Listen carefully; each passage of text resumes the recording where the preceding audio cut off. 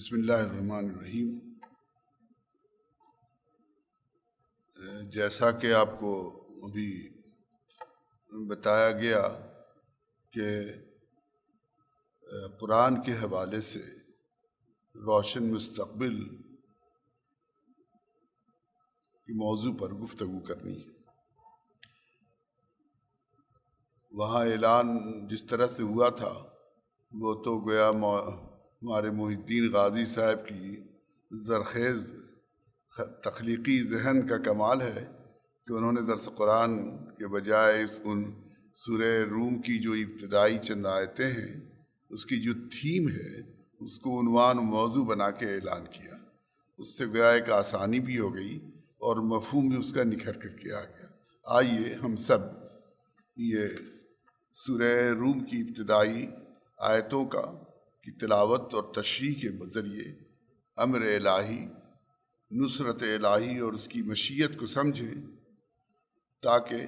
اس میں ہمارے مستقبل کے لیے جو روشن اشارے ہیں اس کو بھی ہم آج کے حالات میں سمجھ سکیں۔ اعوذ باللہ من الشیطان الرجیم، بسم اللہ الرحمن الرحیم۔ الف لام میم، غلبت الروم فی ادنی الارض وهم من بعد غلبهم سیغلبون فی بضع سنین للہ الامر من قبل ومن بعد یومئذ یفرح المؤمنون بنصر اللہ ینصر من یشاء وهو العزیز الرحیم۔ وعد اللہ لا یخلف اللہ وعدہ ولکن اکثر الناس لا یعلمون۔ یعلمون ظاہرا من الحیاۃ الدنیا وهم عن الآخرۃ هم غافلون۔ صدق اللہ العلی العظیم۔ یہ سورہ روم کی ابتدائی 7 آیتوں کی تلاوت ابھی آپ کے سامنے کی گئی اور اس کا ترجمہ مولانا امین حسن اصلاحی صاحب نے تدبر قرآن میں جو کیا ہے وہ آپ سماعت فرمائیں۔ یہ الف لام میم ہے۔ رومی پاس کے علاقے میں مغلوب ہو گئے اور وہ اپنی مغلوبیت کے بعد عنقریب چند سالوں میں غالب آ جائیں گے۔ اللہ ہی کے حکم سے ہوا جو پہلے ہوا اور اللہ ہی کے حکم سے ہوگا جو بعد میں ہوگا، اور اس وقت اہل ایمان مسرور ہوں گے۔ اللہ کی مدد سے وہ جس کی چاہتا ہے مدد کرتا ہے، اور عزیز و رحیم تو وہی ہے۔ یہ اللہ کا حتمی وعدہ ہے اور اللہ اپنے وعدے کی خلاف ورزی نہیں کرتا، لیکن اکثر لوگ نہیں جانتے۔ وہ اس دنیا کی زندگی کے صرف ظاہر کو جانتے ہیں اور آخرت سے وہ بالکل ہی بے خبر ہے۔ یہ گویا ابتدائی جو 7 آیتیں تھیں جن کی تلاوت ابھی آپ کے سامنے کی گئی، ان کا یہ ترجمہ ہے۔ اب آئیے ہم سب ان آیتوں کی جو تشریح مفسرین نے، علماء نے کی ہے، وہ ہم لوگ آپس میں اس پر غور کریں۔ سب سے پہلی بات جو اس سلسلے میں آپ کے سامنے عرض کرنا چاہتا ہوں وہ یہ کہ کسی قرآن کے کسی حصے کا، کسی سورے کی چند آیتوں کا مطالعہ پورے سورے کے اندر کرنا چاہیے، تبھی اس کے پورے اس کے معنی اور مفہوم اور اس کی جو حکمت ہے اور اس کے اندر جو نظم و ربط کی وجہ سے اس کا ظاہری کے علاوہ جو باطنی پہلو وہ بھی ہمارے سامنے آئے گا۔ چنانچہ یہ سورہ روم جو ہے اس کی یہ تمہید ہے۔ ہر سورے کی ایک تمہید ہوتی ہے، اس کی یہ تمہید ہے، اور اس کے بعد مستقل غور و فکر کرنے کی دعوت دی گئی ہے۔ ایک سوال ہم بعد میں اس پر بات کریں گے کہ پوری سورے میں آیات الہی جو ہے، آسمان و زمین، رنگ و نسل، انسان کی اپنی ذات، ان تمام میں غور و فکر کی دعوت دی گئی ہے۔ اصل اس غور و فکر کی تمہید یہ کیسے بنائی گئی؟ اس تمہید سے اور سورہ روم کا جو مرکزی مضمون ہے اس میں جو مضامین بیان کی گئے ہیں، اس کا کیا رشتہ ہے، اس پر ہم لوگ بھی غور کریں گے۔ پہلے ہم ان آیتوں کی ہلکی تشریح کر دیتے ہیں۔ الف لام میم یہ حروف مقطعات ہیں۔ مولانا امین حسن اصلاحی صاحب نے جو ترجمہ کیا ہے، چونکہ اس کو وہ ایک آیت مانتے ہیں اور اس کا سورے کا نام مانتے ہیں، لیکن اس سلسلے میں بہت اختلاف ہے مفسرین کے درمیان۔ میرا بھی اطمینان مولانا کے اس پر نہیں ہوتا ہے کہ اگر یہ سورے کا نام ہے تو پھر دوسری صورتوں کا نام کیوں نہیں رکھا، یہ فرق کیوں کیا گیا کہ اس سورے کا نام ہے اور دوسری صورتوں کا نام نہیں رکھا گیا۔ پھر یہ بات یہ کہ الف لام میم سے یہ بھی لگاتار جو ہے، یہاں پر آپ دیکھیں گے کہ سورہ عنکبوت، خود سورہ روم، سورہ شعراء، سورہ سجدہ اور سورہ لقمان اور سورہ بقرہ، سورہ آل عمران کی، تو یہ سب آیتیں الف لام میم سے شروع ہوتی ہیں۔ مولانا مودودی رحمۃ اللہ علیہ کا یہ خیال یہ ہے، اور دوسرے مفسرین کا بھی خیال ہے، کہ حروف مقطعات جو ہیں عربی زبان میں یہ طریقہ رائج رہا ہے۔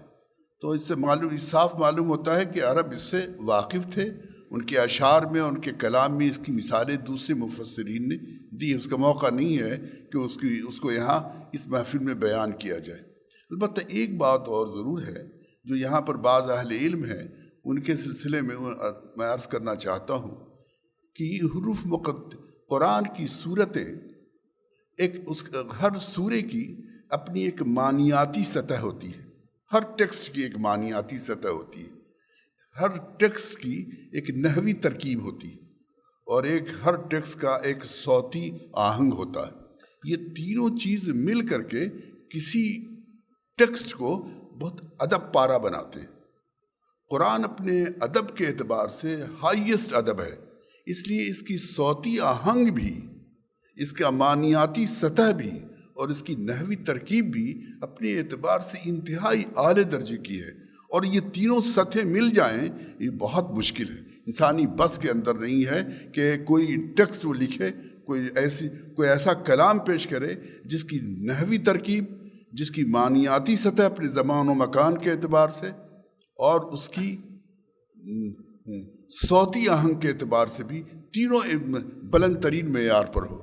صوتی آہنگ کا تقاضا ہے کہ بعض جگہ آواز بڑھا دی جائے، بعض جگہ آواز گھٹا دی جائے، بعض جگہ آواز، یہ حروف مقطعات اس کے صوتی آہنگ کے اندر ایک توازن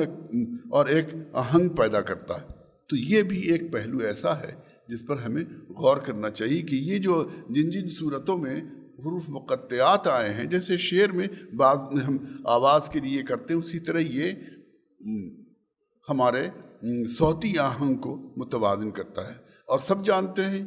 کہ قرآن کے اندر ایک خاص قسم کی موسیقی ہے، اور ایک فرینچ گانے والے کا قصہ بہت مشہور بھی ہے کہ اس نے ایک بار آ کر کے حمید اللہ صاحب نے اس کا ذکر کیا ہے، مرحوم نے، کہ وہ آیا، اس نے کہا کہ میں پورے قرآن کو موسیقی کے اعتبار سے بہت اعلیٰ درجے کی جو فن موسیقی ہے، لیکن ایک جگہ وہ رکا ہوا تھا، تو اس کی ایک دوسری قرأت انہوں نے کی کہ یہ بھی ہے، اس کے بعد وہ بہت خوش ہو گیا۔ تو قرآن اپنے صوتی نظام کے اعتبار سے بھی تاکہ دوسری ایک اور پہلو ہے جو ہم چاہیں گے کہ ہمارے یہاں پر غور و فکر کرنے والے جو احباب ہیں وہ یہ کریں کہ معنی، لفظ کے اندر جو معنی پیدا ہوتا ہے وہ اصل تو آواز ہے، لیکن آواز سے جو معنی پیدا ہوتا ہے، لسانیات نے جو ڈیولپمنٹ کیا ہے، لنگوسٹکس نے، تو اس میں یہ ہے کہ الفاظ میں جو معنی پیدا ہوتے ہیں وہ معنی سماعی ہے۔ انسانی شعور اس کے معنی نہیں پیدا کرتا، ہم اپنے آپ سے معنی نہیں پیدا کرتے ہیں، بلکہ وہ ایک سماعی ہے جس سے ہم لرن کرتے ہیں اور سیکھتے چلے جاتے ہیں۔ یہ کمال ہے۔ خود سورہ روم میں اللہ تعالیٰ نے زبان کو بھی ایک آیات کی طور پر پیش کیا ہے۔ یہ الف لام میم یہ آواز ہی تو ہیں، لیکن یہ آواز مل کے جب لفظ بن جاتے ہیں، جب الفاظ بنتے ہیں اور الفاظ اپنے نحوی ترکیب کے ساتھ ڈھلتے ہیں تو کتنے خوبصورت معنی پیدا کر دیتے ہیں۔ یہ ایسا ونڈر ہے، یہ ایسا معجزہ و کرامت ہے انسان کی کہ سورہ روم کو الف لام میم سے شروع ہی ہونا چاہیے تھا۔ یہ سورہ جس طرح کی آیتوں سے بھری پڑی ہے، اس سے یہ معلوم ہوتا ہے کہ الف یہ لفظ ہے، صوت ہے، اور جب اس سے لفظ بنتے ہیں اور جملے بنتے ہیں تو کتنا حسین معنی پیدا کر دیتے ہیں۔ یہ صرف انسان کا ہے اور یہ اللہ تعالیٰ کی ایسی دین ہے، یہ بہت بڑی نشانی ہے۔ الف لام میم پڑھتے ہوئے یہ ساری باتیں ذہن میں آتی ہیں اور ذہن میں آنی چاہیے۔ غلبت الروم، اہل روم یا رومی پاس کے علاقے میں مغلوب ہے، یہ ایک تاریخی واقعے کی طرف اشارہ ہے۔ قرآن کہتا ہے فی ادنی الارض، قریب کے ملک میں، یعنی وہ علاقہ تاریخ بتاتی ہے کہ فلسطین اور شام کے علاقے پر اس زمانے میں عرب کی سرحد پر دو بڑی طاقتیں تھیں جن کے درمیان کشمکش جاری تھی، اور وہ پہلے سے جاری تھی۔ تاریخ میں آتا ہے کہ رسول اللہ صلی اللہ علیہ وسلم کی بعثت سے پہلے سے یہ جنگ قیصر و کسریٰ کے درمیان یہ جنگ برپا تھی۔ اسی جنگ کے نتیجے میں قیصر جو ہے، روم کے لوگ ایرانیوں سے شکست کھاتے، یہاں تک کہ فلسطین بھی اور شام تک وہ پہنچ گئے تھے۔ قرآن نے اسی کی طرف اشارہ کیا۔ اشارہ کرنے کی وجہ یہ ہوگی کہ یہ کرسچن تھے جو روم کے لوگ تھے۔ آپ جانتے ہیں کنسٹنٹینوپل کے زمانے میں جو ہے پورا رومن امپائر کے اندر ایک انقلاب آ گیا تھا، ان لوگ عیسیٰ علیہ السلام کے ماننے والے ہو گئے تھے اور وہ آتش پرست تھے۔ تو ان دونوں میں جب آپس میں جنگ شروع ہوئی اور اس بری طرح سے روم والے شکست کھانے لگے تو عرب میں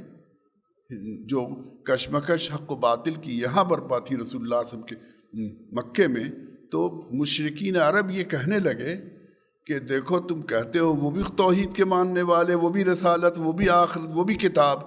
تو جو کتاب کے ماننے والے تھے اور جو مشرکین تھے، ان دونوں کے اندر شکست ہوئی لڑائی میں۔ جب وہ شکست کھا گئے تو تمہارے درمیان بھی جب لڑائی ہوگی تو ہم فتح یاب ہوں گے، تمہارے خدا نے نہیں بچایا۔ تو یہ دونوں کی وجہ سے ایک مکے کے اندر گویا اس کو رسول اللہ صلی اللہ علیہ وسلم کی دعوت کے خلاف ایک اس کو انہوں نے ہتھ کنڈا کے طور پر استعمال کیا۔ اسی کی طرف اشارہ ہے کہ غلبت الروم فی ادنی الارض وہم بعد غلبہم سیغلبون، لیکن قرآن کہتا ہے کہ اس کے بعد وہ جائیں۔ آج ہم مطالعہ کر رہے ہیں،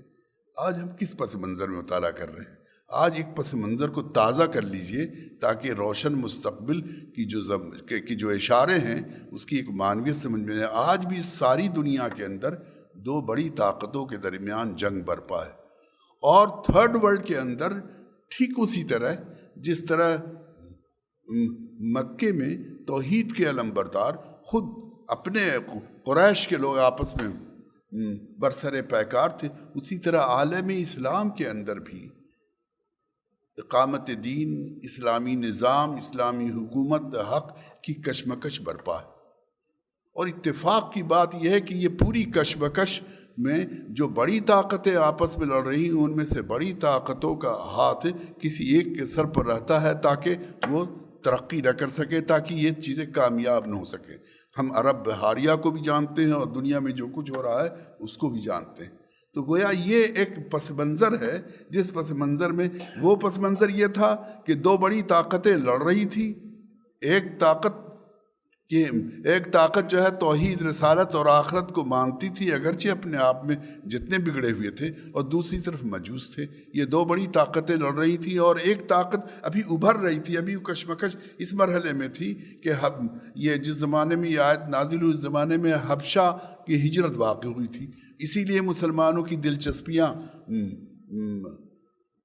روم والوں کے ساتھ، عیسائیوں کے ساتھ، ایک تو ان کے مذہبی ہونے کی وجہ سے، اہل کتاب ہونے کی وجہ سے ان کے سامنے تھی۔ اسی طرح اس وقت بھی ہم لوگ جہاں پر کھڑے ہیں، تاریخ کے جس موڑ پر کھڑے ہیں، دنیا کی بڑی طاقتیں آپس میں برسر پیکار ہیں اپنی بڑائی اور اپنی کبریائی کے لیے، اور ساتھ ساتھ ایک تیسری لڑائی بھی ہر جگہ اپنی طور پر ہو رہی ہے جس میں حق اور باطل کی کشمکش ہے۔ اس سلسلے میں عام طور سے ہم لوگ کہتے ہیں کہ یہ پیشن گوئی ہے، اللہ کے رسول کے ذریعے قرآن نے پیشن گوئی، اردو میں دوسرا کوئی لفظ نہیں مل رہا ہے، پیشن گوئی نہیں ہے یہ۔ پیشن گوئی کا تو مطلب یہ ہوتا ہے کہ پیشن گوئی تو بہت لوگ کرتے رہتے ہیں، اور پیشن گوئی صحیح بھی ہو جاتی ہے اور غلط بھی ہوتی ہے، تو ایسی بات نہیں کہ یہ پیشن گوئی تھی اور صحیح ثابت ہو گیا، ایسا نہیں ہے، بلکہ انسانی عقل و شعور کو اس میں جو تربیت کی گئی ہے، قوموں کی جو تربیت کی گئی ہے، اس میں جو اللہ تعالیٰ نے اپنی جس قانون پر یہ حق و باطل کی کشمکش چل رہی ہے، جس اصول پر اللہ تعالیٰ فیصلے کرتا ہے زمین پر، اس کی طرف اس کو عقل ایک محدود ہے۔ آگے جا کے قرآن نے اسی میں کہا یعلمون ظاہرا من الحیات الدنیا، انسان کی عقل ایک محدود ہے، وہ ظاہر کو دیکھتی ہے، محسوسات پر حکم لگاتی ہے، لیکن ٹرانسینڈنٹ ہو کر کے اگر اس کو چکھا دیا جائے غیب اور غیب کی کچھ حقیقتوں سے اس کو یہ کیا جائے تو اس میں ایک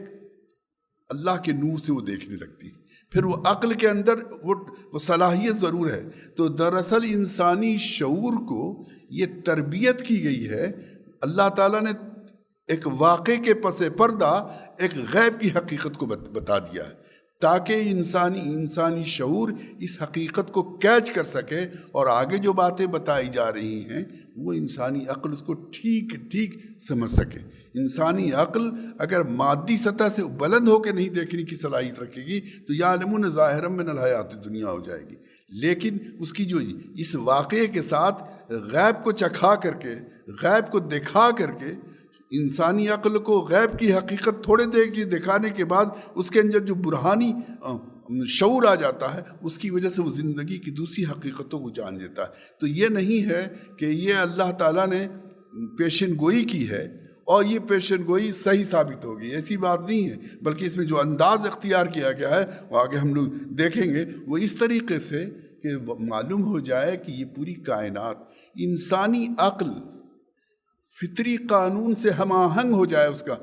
تو اس کے مطلب وہ برہانی ہو جاتی ہے، پھر وہ سمجھنے لگتی ہے ان چیزوں کو۔ تو اس کو پڑھتے ہوئے آدمی کو اپنی عقل کو اسی طرح سیقل کرنا چاہیے۔ وہ یوم اللہ تعالیٰ کہتا ہے کہ وَهُمْ مِن بَعْدِ غَلَبِهِمْ سَيَغْلِبُونَ، اگر اتنی سی بات ہوتی تو ہم سمجھتے کہ پیشن گوئی ہے، جیسے پیشن گوئی لوگ کرتے ہیں کہ اتنے سال کے بعد، لیکن اللہ تعالیٰ کہتا ہے کہ فی بضع سنین، 9 سال کے اندر۔ بضع کا لفظ اس سلسلے میں واقعات بھی آتے ہیں کہ حضرت ابوبکر صدیق رضی اللہ تعالیٰ نے ابی بن خلف سے بازی لگا دیا، پہلے 10 اونٹ کا، پھر اس کے بعد کہا کہ فی بضع سنین کا لفظ جو ہے 9 سال کے اندر کے لیے آتا ہے، تو تم اس کو اونٹ کو بڑھا دو، 100 کر دو، اور 3 سال کے بجائے 9 سال کر دو۔ لیکن اللہ تعالیٰ جو بات آگے کہہ رہا ہے وہ للہ الامر من قبل و من بعد، فیصلہ پہلے بھی اللہ ہی کا تھا، اللہ ہی کے حکم سے ہوگا جو بعد میں ہوگا، اور جو پہلے ہوا وہ اللہ۔ یہ جو امر الہی ہے یہ فیصلہ کن چیز ہے، ایسا نہیں کہ زمین میں اتنے بڑے بڑے واقعات اور حادثات قوموں کے الٹ پھر یہ کسی بخت و اتفاق کی وجہ سے ہوتے ہیں، کسی کے ہتھیار کی قوت سے ہو جاتے ہیں، کسی قوم کی چالاکی اور یاری سے ہو جاتے ہیں، وسائل و ذرائع سے ہو جاتے ہیں، الٹپ نہیں ہو جاتے ہیں، بلکہ وہ اللہ تعالیٰ کا فیصلہ ہوتا ہے، اور جو فیصلہ ہو جاتا ہے تو پھر اس کو کوئی چیز ٹال نہیں تھی۔ پہلے اس کا مطلب ہے کہ رومی جو شکست کھا رہے تھے وہ بھی اس میں بھی اللہ ہی کا امر تھا، اور جو فتح یاب ہوں گے وہ بھی اللہ ہی کا امر تھا۔ سوال اٹھتا ہے کہ کیا اللہ میں الٹپ حکم کرتے رہتے ہیں؟ ایک قوم شکست کھا رہی ہے تب بھی اللہ کا امر تھا، اور ایک آدمی قوم فتح پا رہی ہے تب بھی اللہ ہی تعالیٰ کہہ رہا کہ للہ الامر من قبل و من بعد۔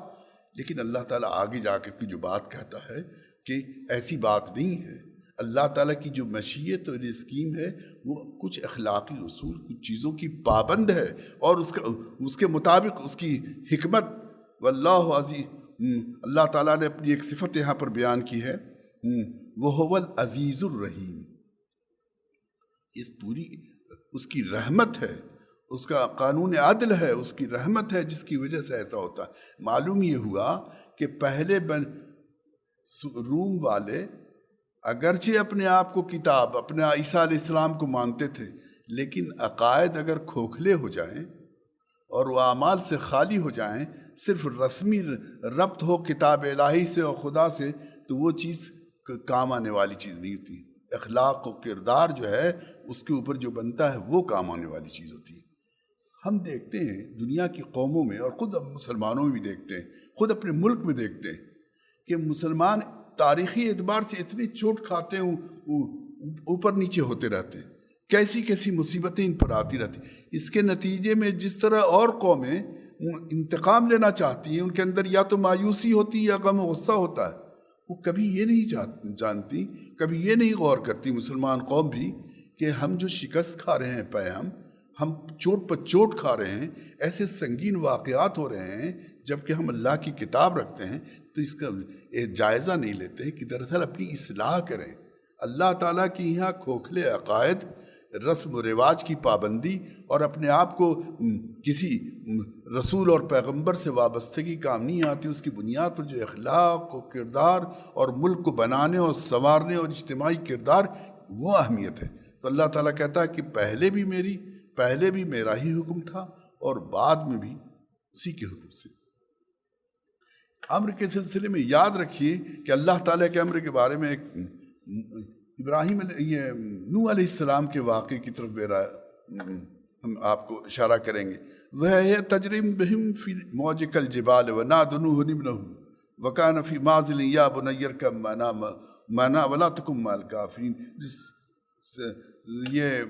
جب پانی ابل پڑا اور طوفان نوح آیا تو نوح علیہ السلام نے اپنے بیٹے کو کہا کہ بیٹا کشتی میں آ جاؤ، تو اس نے کہا قال ساوی الی جبل یعصمنی من الماء۔